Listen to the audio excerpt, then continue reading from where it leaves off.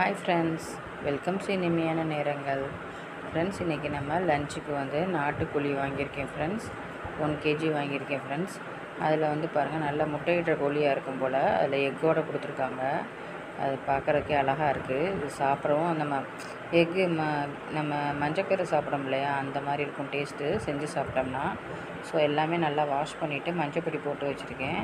இதை நம்ம முதல்ல சூப்பு பண்ண போகிறோம். அதுக்கு தான் குக்கரில் நல்லெண்ணெய் விட்டு 1/2 ஸ்பூன் சோம்பு, பட்டை, கிராம்பு எல்லாம் போட்டு 2 தக்காளி, 1 வெங்காயம், பெரிய வெங்காயம் போட்டு 4 பல் பூண்டு, இஞ்சி கொஞ்சம் போட்டு நல்லா வதக்கிட்டுருக்கேன்.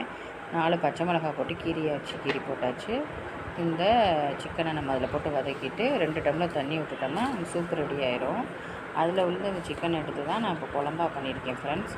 நம்ம குழம்பு ஆஸ் யூஷுவல் தான், நம்ம எப்பயும் பண்ணுற மாதிரி தான். தக்காளி வெங்காயம்லாம் போட்டு நல்லா நல்லெண்ணெயில் வதக்கிடுங்க.